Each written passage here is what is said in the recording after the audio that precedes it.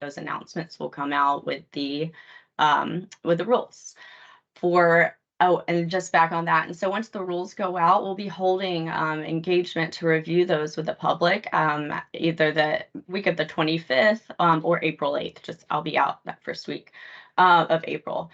So for the sampling, because we do want to kind of stagger, not have to have all the stakeholders come at one time for all of the things, we're going to hold this, disseminate the sampling draft rules in early April, and then mid-April, hold these sampling engagement sessions. And same thing, just reviewing draft rule language, and hopefully we can file the 102 after those happen.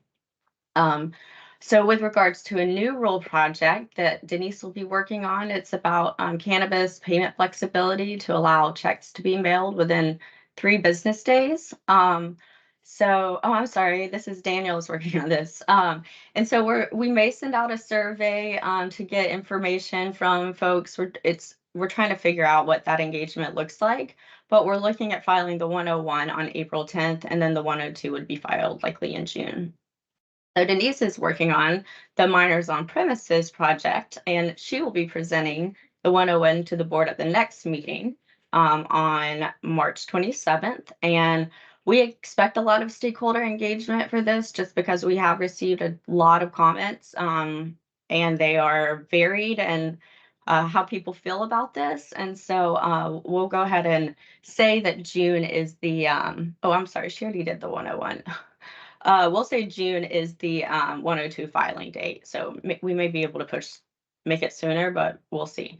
Okay, social equity. So it's still on track. We're in the process of drafting those rules internally. And then the next steps will be engagement. And as I was mapping this out yesterday with the THC bill and sampling, it's likely we'll be holding that social equity engagement also in that April. But because there's maybe different stakeholders, we won't have too much overlap, but we'll see. And then with regards to Daniel's going to be talking about the prohibited conduct timeline. Of course, he has the petition. And then the only other upcoming rule will be the 103 that Denise will be presenting on the 27th. And this was about the expedited rulemaking for penalties for selling tobaccos to minors. And with that, are there any questions? Otherwise, I can pass it to Daniel. Okay, great. Thank you. No. Okay, thank you. Mr. Jacobs, are you going to present the petition? That where we're at now? I can certainly present it again. I would do it in brief and then see if there's questions, since we've covered it a couple of times. Sure, that I couldn't agree more. We got these petitions January 31st. They were sent to Rules Inbox board members. Lots happened since now and then. The rulemaking is currently underway. The 101 has been filed. The public comment period is open till March 22nd. I did just want to say, as an update on public comments we've received, I've been including also testimony that we've received at board meetings, because several individuals during public comment time of board meetings have testified about the rule. And given that our public comment period is open and they've been testifying about it, even though those aren't written comments submitted via email, I would argue that they still count as public comments on it. So far, though, we've received 15 comments. Some folks have commented more than once. All but one have been supportive of repeal or of the rulemaking process. Several have explicitly asked us to accept the petition. Just sort of for some update on that. In terms of the legislation, the 6105 is sitting on the governor's desk. There are some bills that are scheduled to be signed this afternoon. 6105 isn't listed as one of those bills, but otherwise, in terms of the sort of timeline for the, well, I guess I could just pause and ask if there are any other questions on the petition. I can also go into a little more detail of the timeline of how a few of these different things have overlapped. Any questions for Mr. Jacobs on this? Member Garrett? Yes. So if the 6105 is signed, what happens with the CR 101? That is a great question. So We are trying to figure that out. So because the CR 101, so it's tricky because the CR 101 is really only about the prohibited conduct rule. It isn't about the broader part of 6105 about licensing adult entertainment establishments, for example. Currently, our 101 timeline had us filing the 102 with proposed rule language on April 10th. We additionally were planning on doing stakeholder engagement to discuss the proposed rule language. However, with 6105, we don't have any proposed rule language to do. All we're doing, well, we have to repeal 11050. And then there are several other rule sections that make reference to 11050, such as some of our penalty tables that say, oh, if a sports entertainment facility, what happens to them if they violate 11050? Obviously, those rules need to be amended to strike those rows from the table because there is no 11050. An advertising rule also, for instance, talks about advertisers or entertainers, how they need to comply with 11050. Obviously, with it being repealed, that needs to be changed too. It's not so, and with our timeline, what we would do is if we stuck to our initial timeline of the 102 on April 10th, we'd have a public hearing May 22nd. And then in theory, we'd have the rule language finalized in June. Really, the hearing, I don't want to say it would be like meaningless, but it wouldn't, there's not a whole lot of sort of, we can't do a whole lot with the feedback we get because we're being ordered to repeal the rule language anyway. And if we're repealing 11050, it just makes sense for us to take all the cross references out of the other rules. While we could in theory do it on an expedited timeline after the governor signs the bill, because of how the calendar plays out, the rule language would only get repealed maybe 2 weeks earlier than June. If we did it in sort of an expedited fashion, it might be repealed at the end of May, which would still have it on the repealed off the book end of June.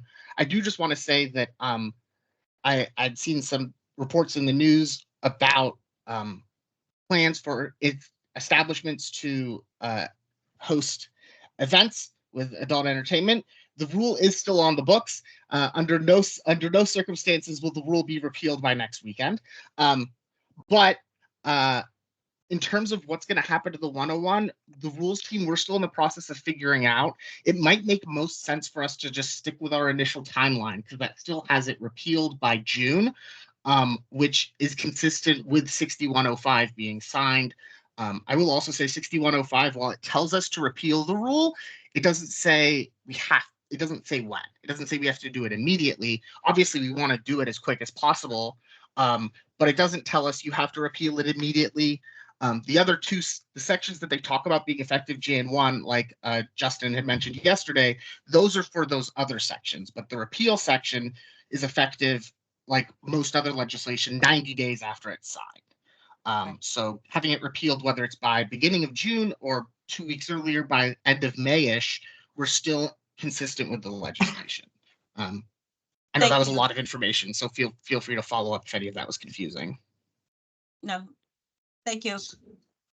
So it is likely we would, no matter what, we'll probably continue if for no other reason to make sure we're taking out the links to the rule that no longer exists and things of that sort, right? We're going to have to do something. Yeah, I mean, either way, whether that's, yeah. And so because we already have the 101 filed and we're already we've already started that process, we're just as a continue. time saving. Yeah, if we hadn't already filed the 101, then it would make sense for us to do it via expedited rulemaking. But because of the stage we're at, and because, I mean, also there was another possibility if in theory the governor had signed it yesterday, then maybe we would have saved a month by doing it expedited. But just because of how the calendar is working out, either way, it looks like it'll be off the books end of May, beginning of June, and then like you won't be able to find it in the online WAC, or it'll say repealed like July. Okay, great. Okay, so I think we'll understand. So then let's move to this, and I will entertain a motion to accept the staff recommendation, which is accepting the rules petition regarding WAC 314-11050, known as the prohibited conduct WAC. This is Jim. I make a motion that we accept the petition regarding WAC 314-11050, prohibited conduct. And I'll second that. And so that is approved. Okay, thank you, Mr. Jacobs. Thank you. We're going to go back to Cassidy West for another petition related to cannabis. Great, thank you. So on January 25th, Chuck Olivier submitted a petition for rulemaking requesting that the board initiate rulemaking to consider amending WAC 314-55105, the packaging and labeling rules, to require the harvest date for usable cannabis and the processing date for cannabis concentrates, collectively the dates, to be on retail product labels. The petitioner is a citizen who's concerned about consumer safety and suggests that by providing the dates on labels, consumer would have more information to enable them to assess the quality of the product and safety of the product and ultimately make more informed purchasing decisions based on their preferences. According to the petitioner, consumers are specifically concerned with the freshness of sun-grown cannabis that's harvested seasonally and stored long-term. So over time, the terpenes and cannabinoids degrade, making it difficult for consumers to know how the product may affect them, and the risk of contaminant formation increases over time, which could potentially result in negative health effects and may actually disproportionately impact consumers who use cannabis for medical purposes. So in determining the staff recommendation for the board, we consider a variety of factors, including but not limited to statutory authority and obligations, alignment with the board's policy goals and priorities, the immediacy of the safety, environmental, or security concerns raised, level of public interest, merits of the petition, potential benefits, cost and risk and consequences, as well as public health impacts, and then equity impacts, and of course, the feasibility and practicability on how it may affect agency resources. With regards to statutory authority, the LCB has broad authority to establish rules related to product quality standards and packaging and labeling requirements to promote public health and safety. Per statute, the labeling rules are intended to assist consumers in making informed choices. Under the current regulatory framework, the harvest or processing date is optional. And so unless licensees include the information, consumers may have difficulty accessing it otherwise. The petitioner indicated that certificates of analysis, which must be provided to the consumer at the by the retailer at the request of the consumer, have the dates but are not often available at the retailer. Looking at the current rules, they only require the date the product is received by the laboratory to be included on the COAs. However, COAs may not be an accurate or reliable proxy for these dates because product can be stored on a licensed premises for a year or more before it's tested. The COA expires annually, and then upon expiration, licensees can retest to obtain another COA that's valid for a year. After products sold to the retailer, it doesn't expire and can remain on the premises until it's sold. And although there are rules limiting the amount of inventory that may be on any one licensed premises, there are no shelf life requirements at retail. So as I mentioned, the risk of contaminant formation and risk of terpene, cannabinoid, and flavonoid degradation increases over time. And the petitioner mentioned that they are particularly concerned with sun-grown cannabis because it's harvested seasonally and stored longer. And this is, compared with indoor cannabis, which is typically, there's perpetual harvest throughout the year. So it's fresher. So we reviewed the current research and found that the stability and quality of cannabis primarily depends on how the product is stored and not the cultivation environment. Although there are a variety of factors that contribute to the safety and quality of cannabis. So exposure to heat, light, and humidity can accelerate the degradation process and growth of contaminants. And the current rules do not have clear storage guidelines. Sorry, I need Degradation of compounds in cannabis not only affects the product potency, as stated by the petitioner, but also the consumer experience. Depending on how the compounds degrade, the intoxicating effects may not be what the consumer expected, and the flavor and aroma can diminish over time, especially if it isn't stored properly.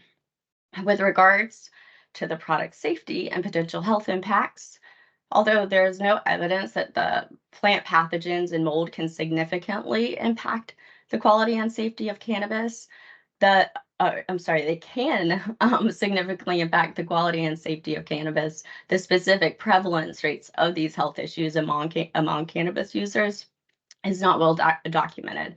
So this highlights the gap in the research and underscores the need for more studies to better understand the scale and scope of the health risk associated with mold and pathogen exposure. So if the dates are not included on the labels and consumers cannot obtain the information otherwise, it creates the situation in which the seller knows more or better information than the purchaser, which leads to an imbalance of power and potentially unfair decisions. When a consumer does not have the information to adequately assess the product's quality, they may make purchasing decisions that aren't in their best interests. For example, purchasing potentially harmful low-quality cannabis at a high price. Requiring the dates on label do directly address the consumer knowledge gap and would likely enable consumers to make more informed purchasing decisions. And some of the benefits of how the market may change, or what the benefits of these consumer behaviors changing.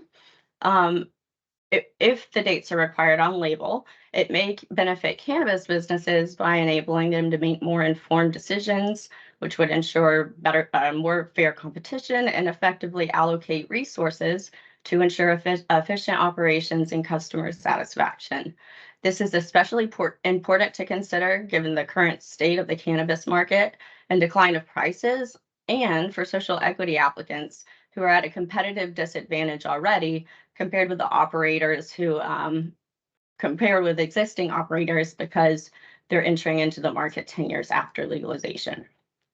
Okay, some of the potential cost or risk that may occur if we required the dates on the labels could include obviously the increase of cost of compliance for licensees, which could result in a higher price for consumers. However, initiating rulemaking provides an opportunity to explore other options, non-regulatory options, and that may address the petitioner's concern while also minimizing the compliance burden for businesses.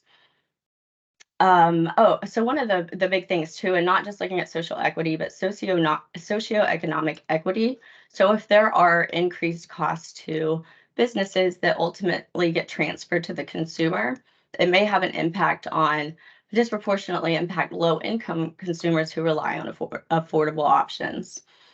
Alternatively, low quality and potentially harmful products would likely disproportionately impact low-income individuals who have difficulty accessing healthcare and rely on cannabis for medical purposes. And finally, as stated, if these labels were required and consumer purchasing behavior changed, then it may temporarily disrupt the market as businesses adjust to allocate resources effectively. So I went into some other states. Jim, just you had asked yesterday, or sorry, remember Vollendorf. And so there was a study in 2020 that was reported, and less than 5 states required harvest dates on labels. When we did a recent query post on Canada, Oregon responded, Montana, West Virginia, and they all indicated that they have harvest dates. I did a little bit of other research, in California, Illinois, Michigan, and Nevada also require the harvest date or some other sort of date, like packaging date, that would indicate how old the product is. And with regards to public comments and public interest, I did go back and look at the 2018 rules.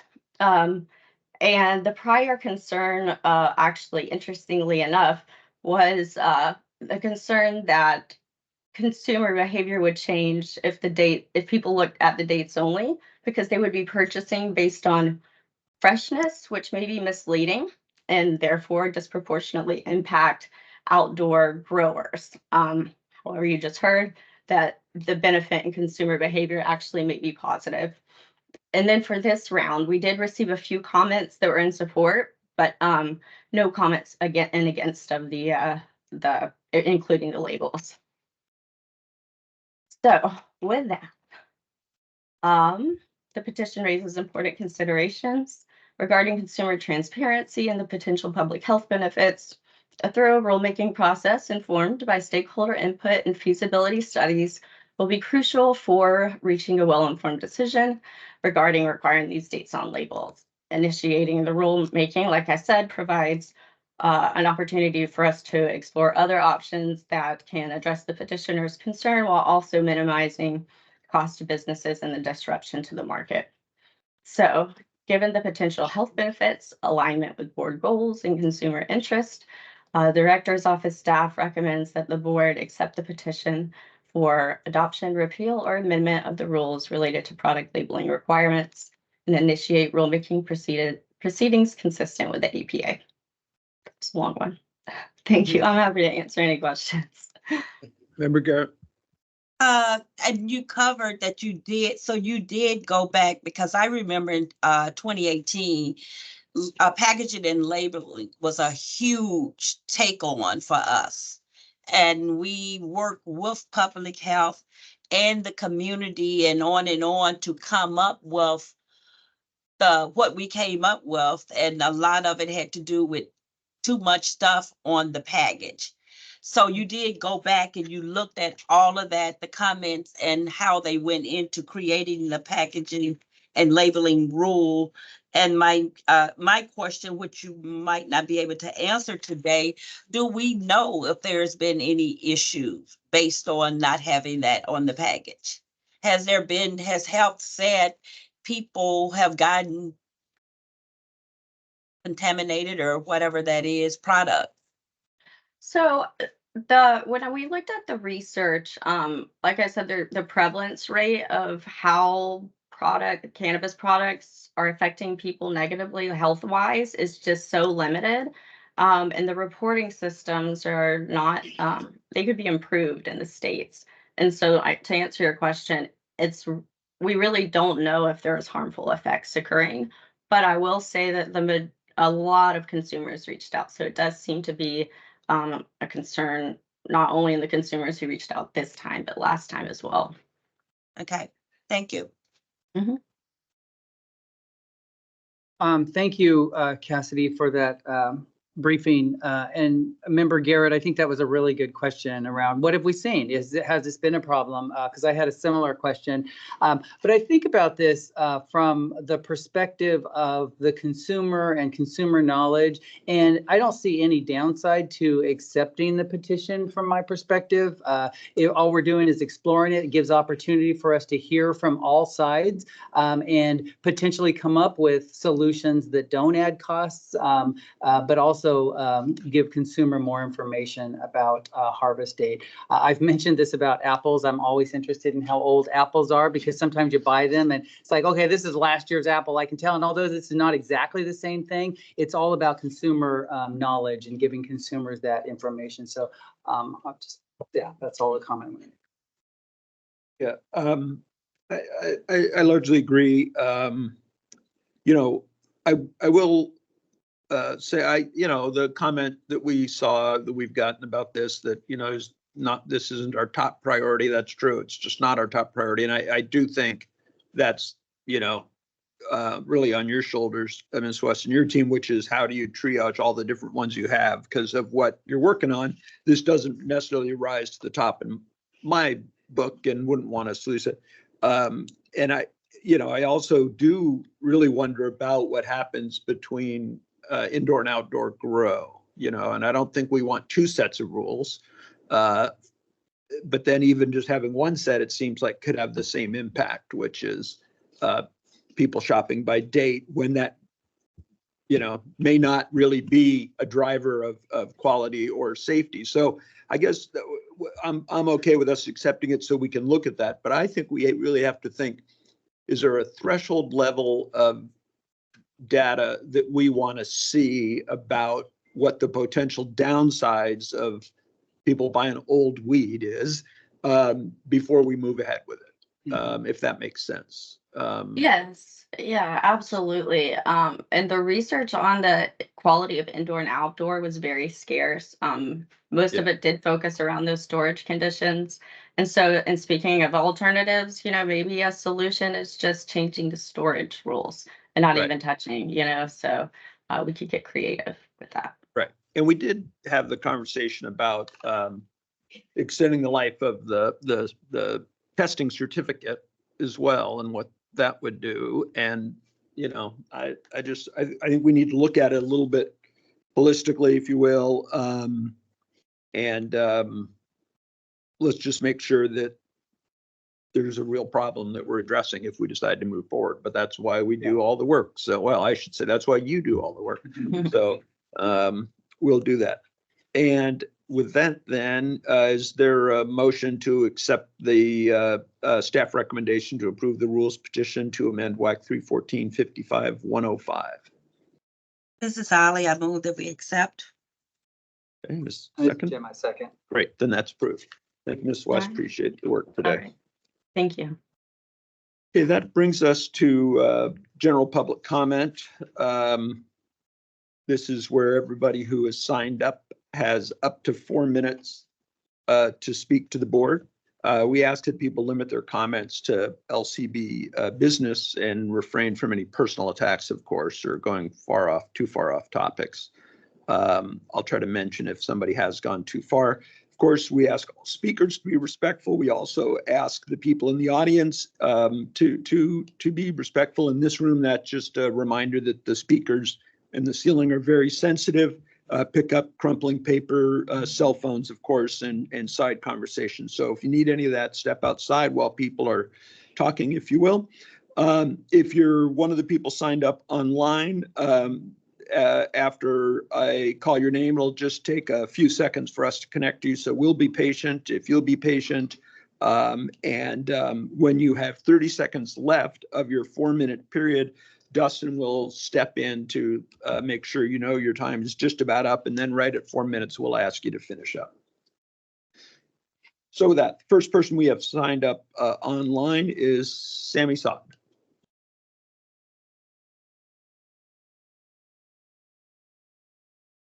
Hello and good morning, everyone. And thank you so much. You guys working hard. I understand. Sometimes maybe we was mad at the past, the thing is taking too slow, but I think you guys, people working, they say if you don't thank the people, you will never thank God. So thank you all. I just want to address one thing. One, it's like three things. One, a lot of bad products. I think the LCB, they should create one of those doctors, but he have to be a medical user as well about quality. As Muslim, and it said in yourself and you don't know. So, and I own a lot of farms somewhere else in Sudan as a dual citizen. So, and as a farmer and as a business owners, inside door and outside door is totally different. This is like this. If you stay home all the time, you need to take B12. So, and taking a lot of medicine, it affects you. If the doctor tell you don't take it a lot. Growing weed outside weed or cannabis is a lot healthier and a lot better. It should be a lot of product in the market is not good. As a business owner and a medical user, there's a lot of bad products. I've been on cannabis and I know about cannabis for the longest. And before it even exists here as legal in the United States. So, and I know from my uncle is good for a certain thing for, for painkiller. So my thing is, if we feel we care about those people as a business owner, and one of the medical cannabis, I started since day one. I owned the first medical cannabis in Washington. There is nobody before me in the state, and the state records show that. And now I'm one of those winners of the social equity winners. I wish if you guys have that person to test those products. The second thing is, I wish upcoming 52 license to be divided. The pioneer to get the license first. I have my license now, but I still is not equity for us because the past they get in 5 shops or 3 shops. Now we get in only 1.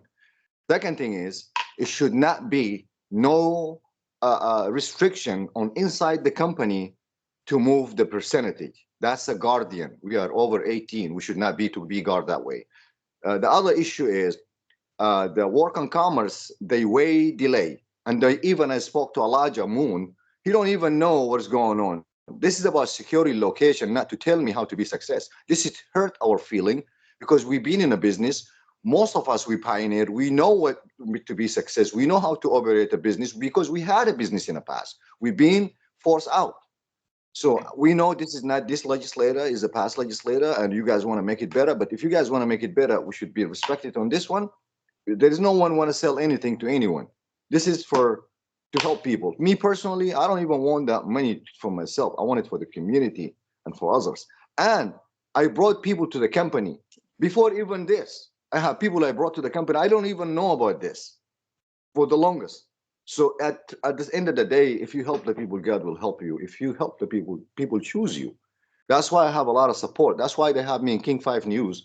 When Miss Ellie Garrett was speaking and Peter Manning, all of them, they have community fight back. Sammy Saad, 12 green. But they don't have Sammy Saad there. They have Jim Buchanan. No disrespect to Jim Buchanan, but he owned a shop already in Emil Hayes. It's just being sold to Evergreen Market. Sammy, you have 30 seconds. Okay, the second thing is Renton, they being very racist because we are eligible to have in Renton and they're not allowing us. City of Renton, he's not allowing 2 people on a license in Evergreen Market and the other one is 420. That's not fair. There is no black person on anything. I'm Muslim, I'm black, and I have African American with me in the license. We feed all the social equity, we should be acknowledged. And those pioneers, they should get their license. 22 license, go to the 26 Sammy, license that's should your go time. to the pioneer. And 26 license should go to other people. That's what the fair is. A lot of people being left out. Thank you so much. Thank you, Mr. Saad. Next person we have signed up is William Dougherty. Is he with us? Sure. William signed up to testify today, but he's not online. Okay, we'll skip from that. Then the next person signed up is Christopher King.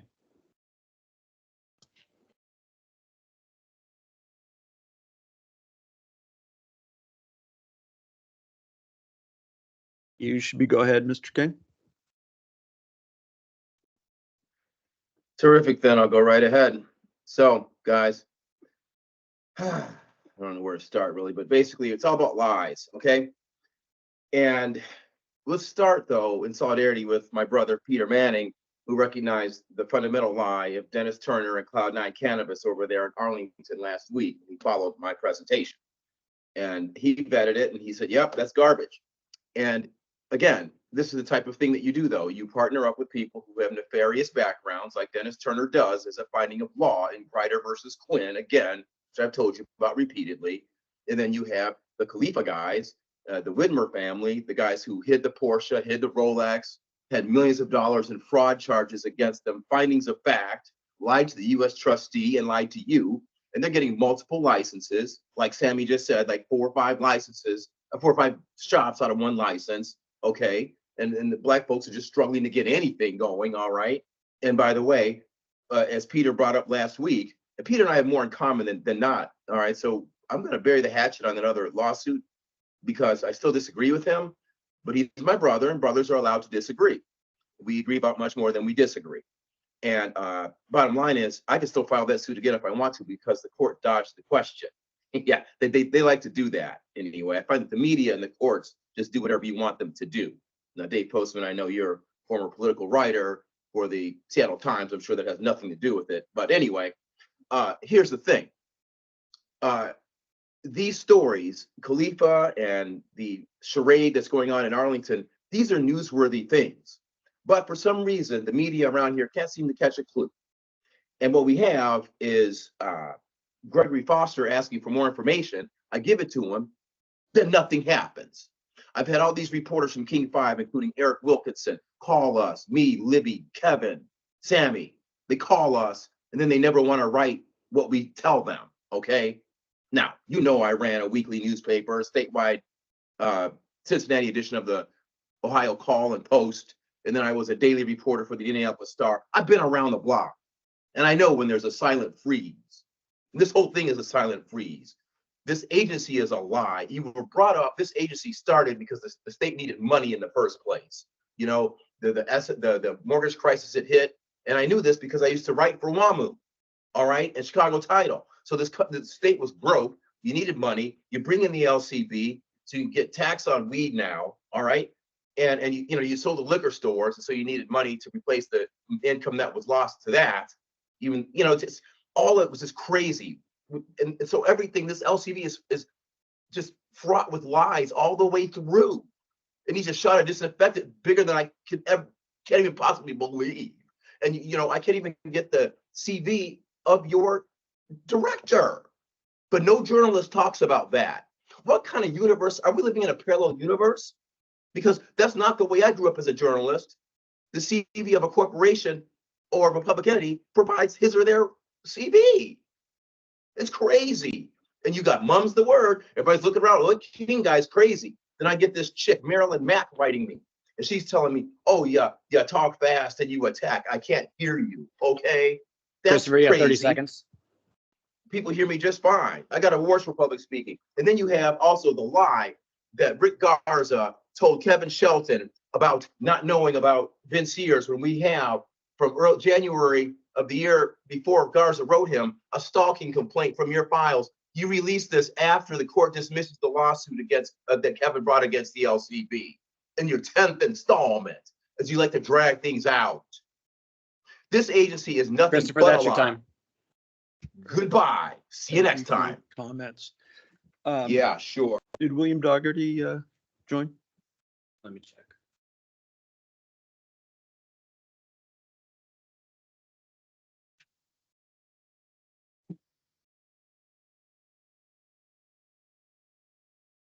Okay, we'll move to the people who are signed up in the room. The first person signed up is Sky Theriot.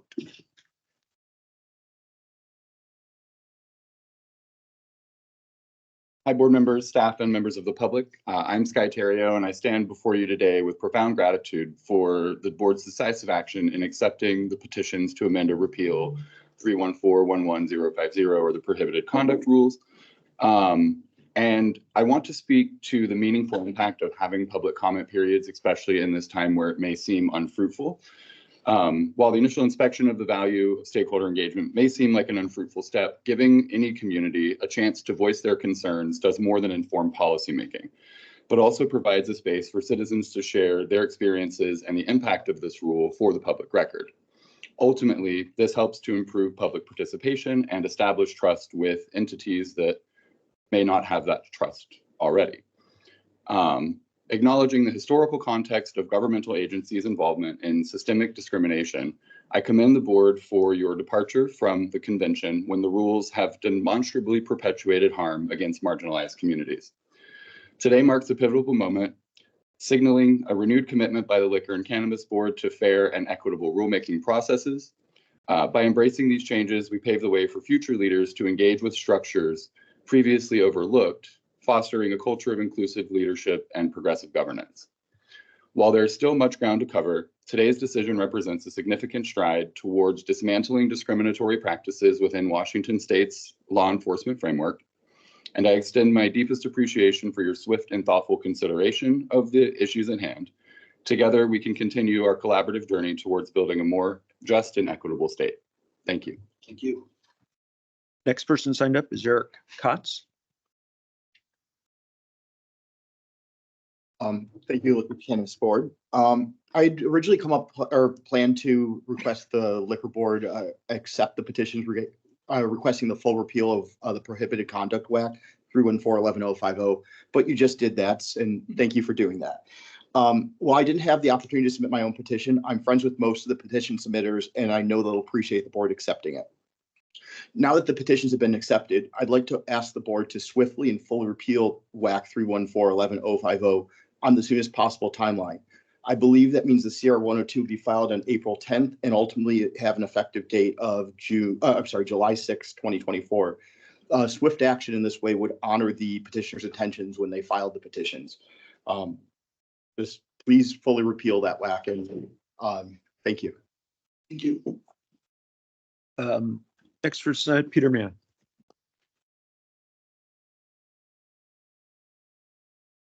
I'm not sure what time it is, but it's still like morning to me. Good morning, Postman and Board Member Valendroff and Board Member Ollie Garrett. Black Excellence Cannabis comes before you today to discuss the money that we spoke about 2 weeks ago. We understand now that the funds are getting ready to be allocated. We met with Chris Green at the Department of Commerce last week. We understand that tally is now $9 million. We're not sure how this is going to be allocated. We are aware that the board is going to go to a meeting on the 20th to meet with the Department of Commerce and launch, which brings me to my next point. We are kind of hesitant on the launch organization, number one, because the person that runs launch worked with the white retail industry here for 7 years. And now this person is the head of the social equity grant funding and the social equity program and the rollout for 5080. This seems kind of, there may be a conflict of interest. We're not sure that was the right choice in the Department of Commerce. There was a lot of Black organizations that were more qualified to speak for the Black and brown community from the standpoint of social equity. There was people that have been fighting in this industry for the last 10 years that were not reached out to. There was no reference made or any questions, and they just went with Launch. Launch has no experience with our community. We think that's a bad choice. We would ask that you guys rethink that, sincerely rethink it. To add insult to injury, we were offered Black Excellence Cannabis, helped pioneer the whole social equity movement in Washington State, was offered $251 to speak for launch, as if it's something that Black Excellence Cannabis helped to create. We declined. It was an insult to be offered $251 to some people that have no experience in this, but wanted to use our experience and felt it was only worth $251. Think about that for a moment. The experience that we have for the last 10 years to be given to someone for $251, they're not coming with a sincere heart to address the issues in our community. We were closed out of this industry on purpose through what we believe was racial intentions to keep Black people and brown people from economic wealth. I truly believe this. So please look into this launch entity that you guys are trusting in to dole out this money, this grant funding. We're not happy with it. The community's not happy with it. And I just like to, it's a sensitive subject for me. And I think that we cannot just hand this over to anyone. So with that being said, thank you for your attention. Mike Sy.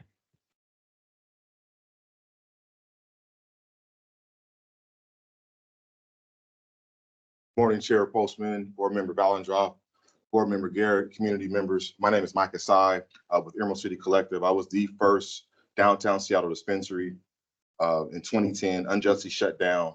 And it's documented. On my articles of incorporation, I didn't lie. I put on there to provide cannabis. In 2010, I was saying cannabis for medical patients and members. I started the dispensary because I lost my father in 2009. He needed medicine. I had regrets that I didn't give him that medicine. And he needed more water. He had a brain hemorrhage. I had to take him off life support. Since being shut down unjustly, I lost my uncle 2021. I lost my brother a year ago, 2023. Had I not been shut down, I probably could have helped prolong my uncle's life. My brother, in and out of prison, I probably could have helped prolong his life. But I was unjustly shut down and lost out on millions of dollars. Look, it's been 4 years. March 12, 2020 is when House Bill 2870 passed. 4 years. And we still haven't got one true social equity license open. This is facts. That's 1,462 days. It's been 173 days since the congratulations letter went out, and we still haven't got grant funding. In LCB's rules, in the social equity, it says preliminary letter of approval. To complete the licensing process, you take that preliminary approval, you go to get commerce to complete the licensing process. It's an insult for someone and those to say the grant funds are not a gift of funds. Everybody, look, I went to college. A Pell Grant is in essence a gift. It's a grant that you get from the federal government to go do what you need to do. Now, in the rules for social equity, there are to give out the grant funds within 12 months. We're to show how we spent that money. We don't need to be babysat. There's $9 million in the pot. That $9 million, most of it needs to go towards opening the businesses. We need at least 150,000 minimum social equity. I'm an applicant, but I'm still fighting this fight because just because I got a license doesn't mean that I'm going to shut up and be quiet. I'm not going to shut up and dribble, whatever that saying is. It's a disrespect for people to think that we got something that we should be happy about it. I'm not happy. The community's not happy. Everybody knows what the meaning of grant funds are. There's 200 million reinvestment from commerce, and there's 9 million in this pot. We need this money to go towards opening the stores. It's a disrespect just to me, to Black access to cannabis, to Black and brown, to the community. Don't insult our intelligence. We know what we're talking about. The Social Equity Task Force met for over 2 years. We know what grant funds are. Let's stop playing the games. And I'll echo what Peter said. No, we're not happy with launch. We're tired of all this placating. It seems as if when it comes to Black and brown, and let me say Black especially because my ancestors helped build this country. And it seems as if when it's time for Black empowerment, there's purpose delays. What is this country afraid of? Are you afraid that we're going to get money? What I just don't understand it. And that's what it seems to me. You have to understand from my situation. I was handcuffed at 8 years old. Mike, you have 30 seconds. Just being Black. I didn't do anything. I was just with some friends. We got accused of something and the police handcuffed me. This is the stuff that we deal with as Black in this country. I don't play the race card. I say what facts are and what it is. Black lives matter, but I'm gonna tell you what matters. I know my Black lives matter. Black wealth, Black empowerment, Black reparations is what matter. And I will always keep fighting that fight. Thank you. Thank you. That brings us to the end of the agenda. The only thing is we do have a executive management team scheduled this afternoon, which we're going to postpone due to a number of absences to that. So watch for that to be rescheduled. And with that, then we will adjourn for the March 13th meeting. Thanks, everybody.